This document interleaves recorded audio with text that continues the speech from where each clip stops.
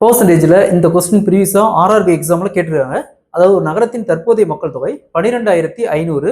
முதலாம் ஆண்டு அந்த நகரத்தின் மக்கள் தொகை 52% அதிகரிக்கிறது. இரண்டாம் ஆண்டு அந்த நகரத்தின் மக்கள் தொகை 30% அதிகரிக்கிறது.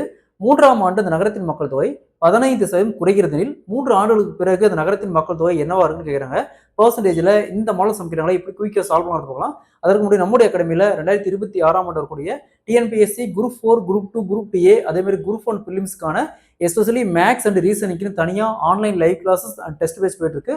அது மட்டும் இல்லாமல் டிஎன்பிஎஸ்சி டிபார்ட்மெண்ட் எக்ஸாமுக்கான எஸ்பெஷலி மேக்ஸ் அண்ட் ரீசனிங்னு தனியாக online live classes and test base போயிட்டு இருக்கு. ஸோ கிளாஸஸ் பற்றி வேறு ஏதாவது டீட்டெயில் வேணும்னா மேலே இருக்கிற நம்பருக்கு கான்டெக்ட் பண்ணுங்க. கொஸ்டின்ல ஒரு நகரத்தின் தற்போதைய மக்கள் தொகை 12,500. முதலாம் ஆண்டு அந்த நகரத்தின் மக்கள் தொகை 52% அதிகரிக்கிறது.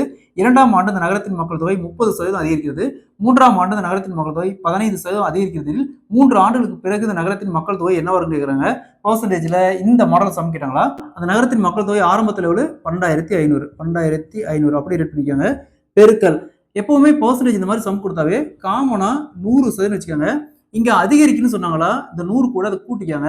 குறையுன்னு சொன்னாங்களா அந்த 100 கூட மைனஸ் பண்ணிக்காங்க, கழிச்சுக்காங்க. ஸோ ஃபர்ஸ்ட் ஒரு எடுத்துக்காங்க. இங்க 52% அதிகரிக்குது.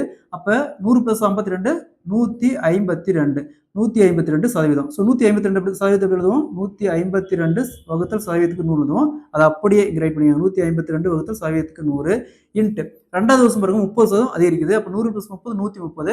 ஸோ 130% எழுதுவோம். 130 வகுத்தல் சதவீதத்துக்கு 100 பெருக்கல் மூணாவது வருஷம் 15% குறையுது. அப்போ 100ல் 15 மைனஸ் பண்ணும். 15 மைனஸ் பண்ணா 85%. ஸோ 85% 85 வகுத்தல் சதவீதத்துக்கு 100. ஸோ இந்த 2 ஜீரோக்கு இந்த 2 ஜீரோ அப்படியே கேன்சல் பண்ணிடலாம். நெக்ஸ்ட் 25ஆல் கேன்சல் பண்ணால் இங்கே 5 இங்கே 4. நெக்ஸ்ட் இந்த ஜீரோ அப்படியே கேன்சல் ஆயிரும். 5ஆல் கேன்சல் பண்ணால் 17 இங்கே 2. நெக்ஸ்ட் இங்கே 152 4ஆல் கேன்சல் பண்ணால் 38. நெக்ஸ்ட் 32 2ஆல் கேன்சல் பண்ணால் 19. வேற எதுவும் கேன்சல் பண்ண மாதிரி எதுவும் இல்லை. இப்போ என்ன இருக்குது பேலன்ஸு.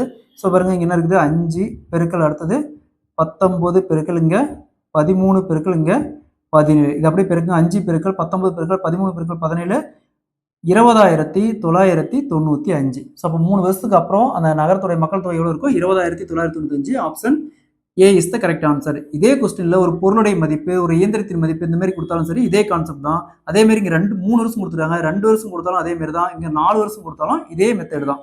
இதே மாதிரி இந்த பாருங்க ஒரு நகரத்தின் மக்கள் தொகை தற்போதைய மக்கள் தொகை 6,000.